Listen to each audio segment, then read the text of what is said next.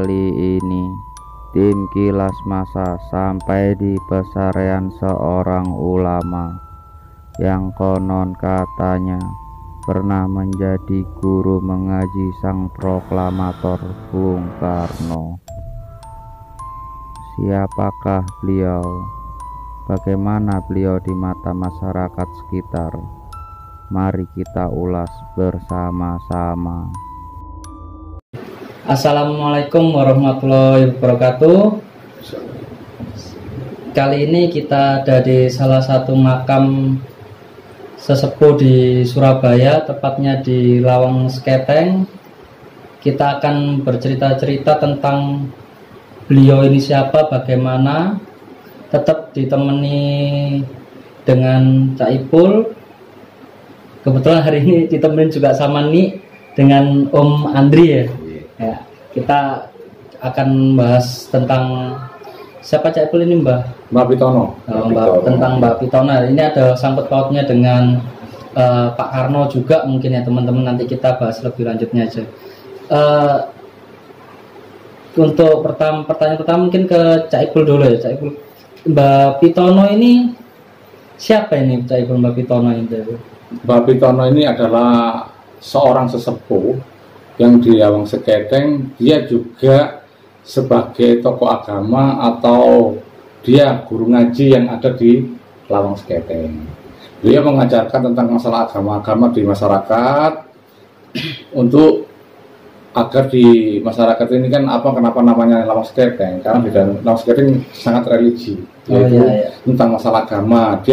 Dia lebih condong untuk pendidikan keagamaan. Bahwa di masyarakat ini loh, di agama memang sangat menyebar di wilayah Lawang Seketeng. Karena Mbak Pitono ini, beliau juga ada santri-santrinya yang ada di makam di sini juga. Gitu. Ya. Kalau dari sudut pandang Om Andri sendiri sebagai masyarakat sekitar, gimana Om Andri dengan Mbak Pitono ini, Om Andri? Jadi semoga benar ya. Bahwasanya Mbak Pitono ini beliau adalah warga awal di Lawang Seketeng. Si pembabat alas atau? Iya, bisa dikatakan seperti itu ya. Karena memang keberadaan beliau masih di abad 18. Dan beliau ini terkenal sebagai ulama yang ada di Lawang Seketeng. Dan juga beliau sebagai imam besar yang ada di Langgar Dukur Kayu, sekarang terkenal dengan Langgar Dukur Kayu 1893.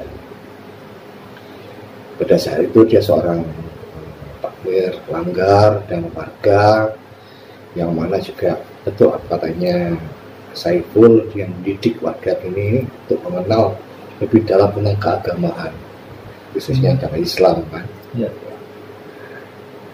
Setelah beberapa waktu, pada tahun 1900 dia juga masih sempat sebagai ulama yang ada di Langgar Dukur. Disitulah beliau ini mengajarkan membaca Al-Quran ya, mengajarkan sholat bocah kecil yang bernama Kusno. Akhirnya setelah dewasa kenal dengan nama Bung Karno. Memang Bung Karno ini tempat kelahirannya di Kampung Lawang Seketeng ini. Data-datanya lengkap, tertulis, yang ada di catatan seorang jurnalis Belanda, dan ada di prasasti yang ada di Tapak Siring yang menjelaskan tanggal 6 Juni 1901 Soekarno lahir di Lawang Seketeng. Dan beliau inilah yang ngajar ngaji, ngajar sholat warga-warga sekitar Lawang Seketeng, yang sampai Bung Karno itu juga ngajar ngaji di beliau ini. Mbak Pitono ini ya. Kalau ini penjelasannya panjang, seru ini Om. Kalau boleh saya potong sedikit-sedikit ya Om. Risetnya kalau ditemukan dari abad 17 tadi dapat berapa tadi Om? 18 itu dari sebuah maisar atau gimana ini? Iya, karena memang pada zaman dulu ya, beda dengan tanggal zaman sekarang. Di era masih 1945 ya, baru ada nisan-nisan yang diberi nama diberi nama oleh keluarganya. Tapi dulu tidak ada, cuman Sebatas nisan. sebatas nisan dan gaya reliefnya aja. Di sini setelah ada penelitian oleh sejarawan dari Laskar Surabaya bahwasanya nisan ini gaya nisan ini reliefnya di abad 18. Belasan.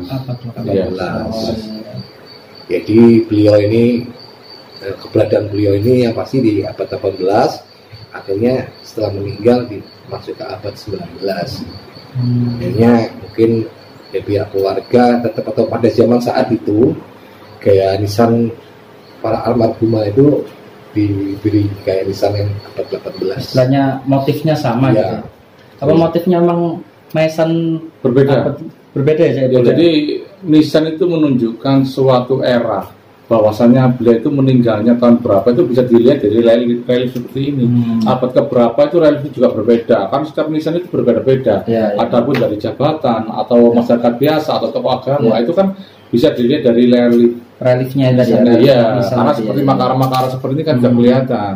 Beliau ini tahun berapa meninggalnya kan bisa dilihat dari reliefnya ini. Ini kan makara, ini juga menunjukkan bahwasanya kan, oh ini abadnya berapa, itu bisa diketahui. Gitu. Oke. Saya merontot lagi ke ceritanya Om Andre ya. Berarti beliau ini setelah membuka jalan ke Lawang Seketeng, Iya. mengajar ngaji di Langgaran Dupur, Langgaran Dupur Kayu, datanglah nama kecilnya dulu Kusno. Ya, lahirlah seorang bocah kecil. Ya. Ya, lahirlah seorang bocah yang diberi nama keluarganya Kusno. Kusno. Dan yang besar akhirnya kita kenal semua dengan Nama Bapak Proklamator Ya. Pak Soekarno itu tadi ya. Soekarno. Presiden Republik Indonesia. Bapaknya juga guru di Solo. Oh, Iya. bapaknya Pak Karno ini ya? Iya. Oh. Dia adalah seorang guru di SD Solo. Berarti masih daerah sekitar sini ya? Apa istilahnya? Beliau ini masih daerah rumah sekitar sini mengaji ke Mbak Pitono gitu. Jadi gini Mas ya. Ya. Bapaknya Pak Karno itu namanya Bapak Sukemi. Sugeng. Ya. Beliau seorang guru ya di pemerintahan Belanda pada saat itu. Ibunya bernama Ida Ayu dari keturunan Bali.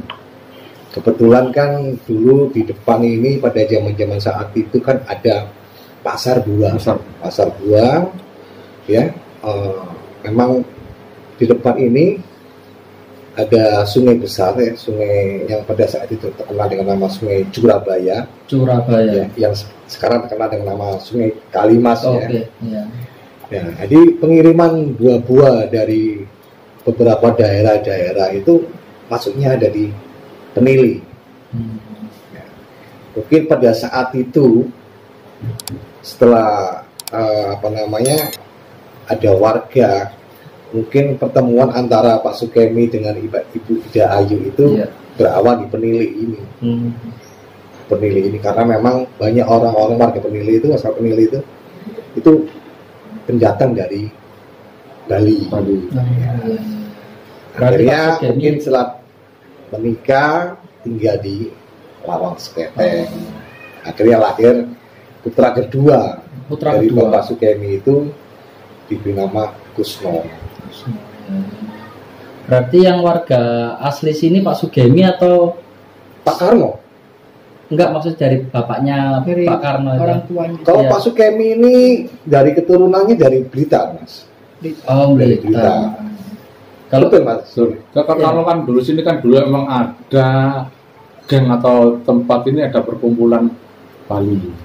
Jadi kan ini Satu kelompok gitu. kenapa seperti itu ada perkumpulan Bali? Contohnya ada seperti hotel itu ada banyak kan, kenapa ada hotel Bali di sini? Dulu emang di sini tepatnya emang ada gang di Lawang Seketeng ini gang 6 yang perbatasan dan Pandaian itu kan adalah suatu kayak Pasar. kayak di situ ada tempat orang-orang Bali. Iya. Kan ada seperti komunitas, komunitas seperti itu. Bali. Kenapa?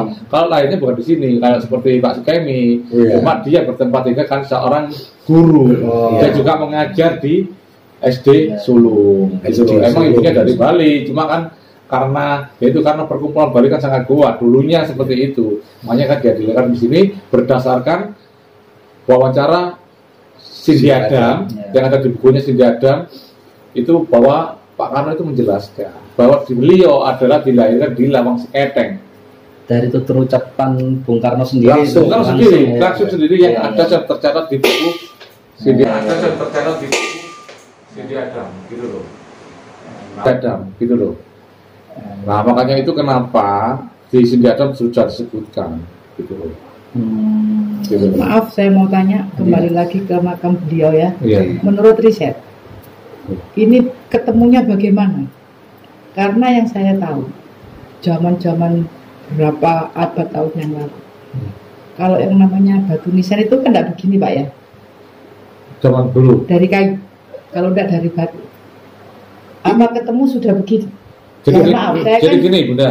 Saya kan tidak jelas, jadi saya ingin tanya ini. Nah, jadi gini, kenapa ini sebenarnya kan batu-batu dulu, kayak batu andesi, bisa jadi batu kapur, gitu loh. Ya. Kalau dulu kayu itu bisa dikatakan tahun 1919-an. Kayu digunakan mungkin sebagai masyarakat biasa.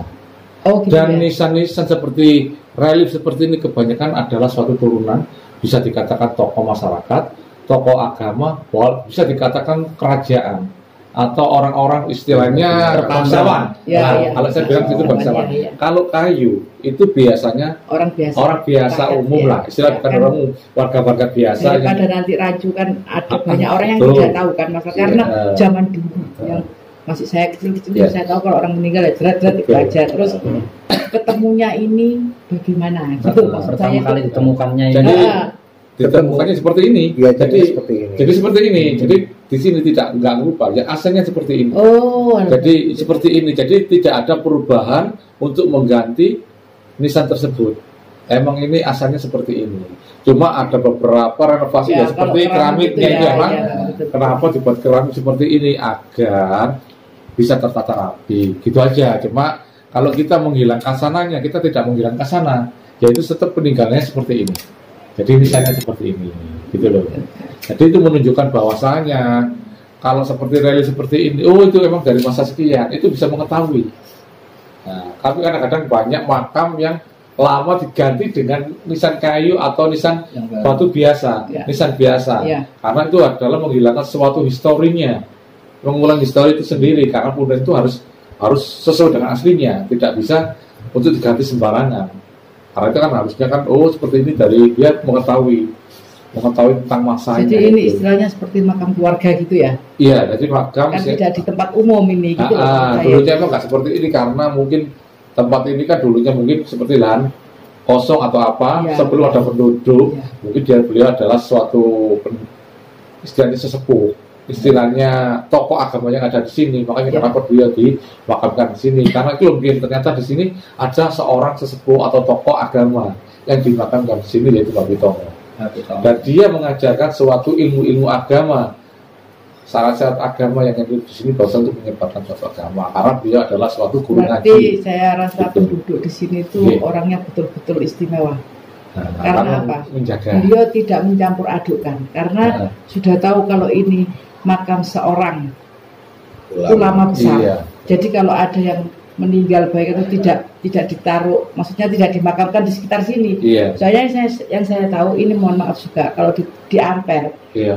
makamnya Kanjeng Sunan Ampel di sini, Iya. tapi di pinggir-pinggirnya kan banyak makam umum. Betul. Nah, Iya. padahal di sini kan dulu juga masih kawasan luas, tidak ada rumah-rumah. Hebat orang sini ya. Makanya kan- begitu menghargai gitu. Karena mereka kita melihat dari sisi masyarakat bahwasanya emang kenapa sampai tetap dipertahankan seperti ini, karena mereka ingin kepingin Ya, sesepuh beliau akal, ya. menjaga suatu kaksana Betul ya. Ini bahwa beliau ini adalah Kalau suatu orang Jawa nenek bilang moyang punden. istilahnya, nggih, nenek moyang ya, punden. punden, kalau Nah. orang bilang punden. Jadi di Jadi, sini tetap ya. menghargai lah. Memang Singkong Gitu. memang pada catatan Sidi Adam itu ada peta di 1825 ya. 1825 ada peta kawasan kosong yang bernama Lawang Seketeng.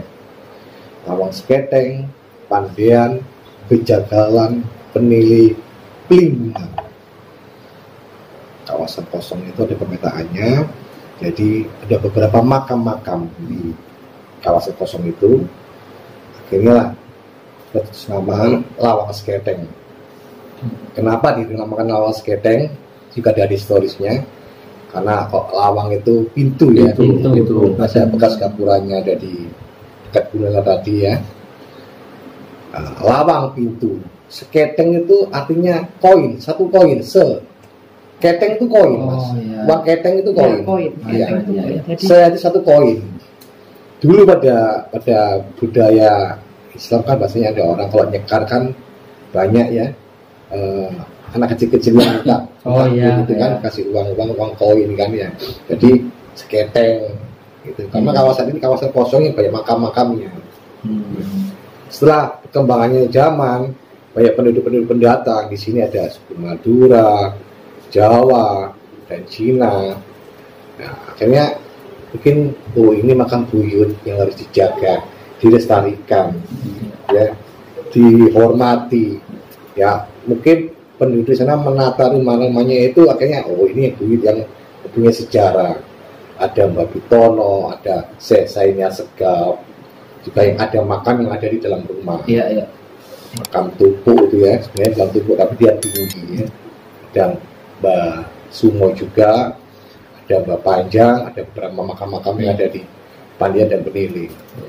Memang di sini di mana ada makam, di situ ada langgar. Ya. Di mana ada makam, di situ ada langgar. Kenapa seperti itu? ya, Karena memang kebiasaan kan orang-orang itu kan dulu kan apa ya, dari santri-santrinya atau pengikutnya dia berdoa, jadi dia tempat sholat dekat makam itu. Jadi di sini di Lawang Seketeng ini di mana ada makam di situ ada langgar. Seperti contohnya di Gang 5, Iya. Gang 4 nggak ada makamnya, Gang 3 ada makam Buyut Nabi Tono, ini ada langgar. Gang 1 ada langgar juga. Gang 6 ada langgar Dukur Kayu 1993 yang sekarang jadikan ikon wisata di Kampung Lawang Seketeng. Iya. Kalau teman-teman mungkin penasaran dengan langgar Dukur, mungkin bisa dicek video-video kita sebelumnya ya, karena kita udah pernah membahas langgar Dukur kemarin ya teman-teman. Nanti ada linknya ada di deskripsi kita di bawah ini ya teman-teman. Untuk pertanyaan selanjutnya ini mungkin beliau ini meninggalnya karena sakit atau bagaimana, Om Andri? Atau Cak Ipul bisa menjelaskan mungkin? Ya mungkin kalau saya kurang tahu ya warga ini yang ada informasi atau mungkin data untuk lebih akuratnya ya, kalau melihat dari cerita bahwasanya beliau seorang ulama tua ya, itu mungkin ya karena usia, Mas. Ya, dilihat dari reliefnya dia di abad 18, dia meninggalnya di abad 19, otomatis kan ada beberapa waktu tahun ya, mungkin dimakan usia, karena usia lah, ya, usia tua. Apa banyak penduduk-penduduk lokal Surabaya di sini sering ziarah ke sini atau bagaimana gitu? Iya sering. Jadi memang beliau ini adalah makam yang dikeramatkan oleh warga Lawang Seketeng, yang selalu di mana warga Lawang Seketeng ini khususnya di Gang 3 ini apabila ada hajatan yang ingin diselenggarakan selalu pamitan, Mas. Izin istilahnya, kulon nuwun. Di sini dia doa di sini, mainkan doa untuk hajatnya bisa Lancar. dengan Tapi ini lancar. terbuka untuk umum ya Pak ya? Terbuka untuk umum. Jadi tidak pernah dikunci ya? Tidak pernah dikunci ya. Umpama kalau ada teman-teman yang mau mampir ke sini atau ingin berdoa ke sini, monggo ke sini ke Lawang Seketeng Gang. Iya, Gang 3. Gang 3 bisa hubungi Om Andri juga bisa nanti. Iya. Kalau cari Om Andri gitu. Kalau ini kan ada 4 makam ini Om. 4 makam ini beliau-beliau ini keluarga atau santri atau Ya, bagaimana? ada keluarga dan santri. Karena kalau kita melihat dari apa namanya tatanan di sini ya, kalau kita nggak tahu karena memang sudah terlalu lama ya, nggak ada secara yang catat. Tapi ada cara untuk mengetahui hal itu. Kita Islam banyak cara ya, dengan cara ritual. Kayaknya di sini mengatakan ini keluarga dan santri. Bisa jadi juga salah satu mungkin istrinya atau putranya dan beberapa santri, karena ada 4 makam di sini. Berarti salah satu santri beliau juga Bung Karno tadi itu ya, Iya. Santri atau mengajar ngaji, karena memang beliau adalah seorang ulama yang menjadi imam besar di tanggal Dukur Kayu 1893. Mungkin Cak Ipul ada yang mau menambahkan atau gimana? Untuk masalah ini ya, Itu sebenarnya Mbak Pitono itu dulunya itu emang adalah suatu murid juga di Langgar Kayu Lawang Seketeng itu. Dulu di situ adalah sebuah kiai yang mengajarkan tentang ilmu agama. Kenapa di Langgar Dukur itu tempat untuk mengaji atau tempat para tokoh-tokoh itu membahas masalah tentang keagamaan, soal itu dibawa itu seperti itu. Karena Mbak Pitono dulunya adalah suatu murid dari situ dan juga sebagai tukang bersih-bersih di Langgar, sering bersih-bersih di Langgar pada masa itu. Ya. Jadi akhirnya beliau seorang menimba ilmu, mengawal dulu. Jadi yang membersihkan juga beliau adalah belajar mengajinya di situ. Akhirnya dia belajar mengaji dengan menimba ilmunya, akhirnya mengajar ngaji di masyarakat. Bahwasanya dia juga menyebarkan agama Islam di situ. Bahwasanya ini loh adalah suatu masyarakat yang menimba ilmunya di situ. Ada sebuah cerita Mas, perjalanan Kanjeng Sunan Ampel. Ya. Yang ceritanya mungkin bisa Mas Saiful meluruskan bagaimana. Ya. Jadi Sunan Ampel itu berjalan dari Babungkul, setelah itu di Kembang Kuning, mertuanya Mbak Karimah ya. Setelah itu ada di Penili, Mas. Masih Penili.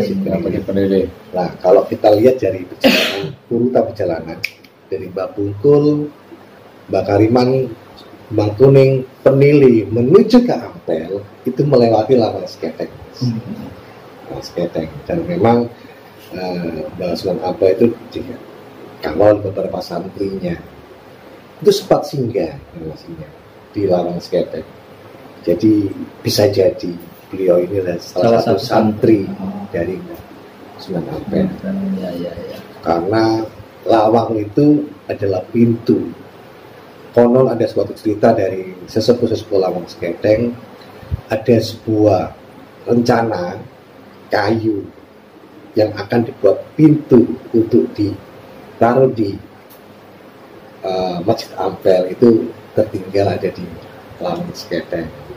Oh, seperti itu. Sebenarnya juga ada langgar yang lebih lama daripada langgar kayu ya. Cuman karena sudah berubah berapa kali dibangun, renovasi itu ada di Gang 3, langgar Gang 3 itu banyak peninggalan dulu. Bahkan ada suatu relief yang mengatakan langgar ini dan tahunnya itu lebih tua. Cuma kita nggak ada pembuktian karena beberapa dibangun dan relief itu hilang. Nah, akhirnya masih terjaga kokoh. Itu adalah langgar kayu. Di samping langgar kayu itu masyarakat Lawang Seketeng yang merawat itu juga ada faktor X-nya. Makanya langgar dukur itu paling dikeramatkan dan paling ditakuti oleh warga Lawang Seketeng. Banyak suatu kejadian-kejadian aneh yang ada di langgar dukur. Kejadian unik istilahnya. Iya. Kalau untuk di sini sendiri warga sekitar sini apa ada perbincangan tentang makam ini harus hari ini ke sini atau harus hari ini ke sini seperti itu gitu? Tidak. Cuman kan memang karena sudah budaya di sini. Jadi setiap ada ya tumpengan itu selalu ada di Mbak Pitono ini. Dan sekarang masyarakat Lawang Seketeng ini membuat suatu kelompok pengajian yang rutinitasnya tiap hari Jumat setelah maghrib, pada maghrib ada istighosah di sini. Jadi tetap menjaga budaya lama, untuk melestarikan budaya di mana keberadaan makam Mbak Pitono ini tetap terjaga. Iya. Tapi untuk asal usulnya sendiri belum ada riset, data ke sana ya, belum ada asal usul. Beliau lahir di sini atau besar di mana begitu. Cuma yang pasti dari cerita sesepuh dulu beliau adalah makanya sesepuh. Sampai ada julukan Simbau Rekso Lawang Seketeng. Jadi kalau dibilang Simbau Rekso ya warga asli Lawang Seketeng. Mbak Pitono ini ya? Mbak Pitono ini. Oke.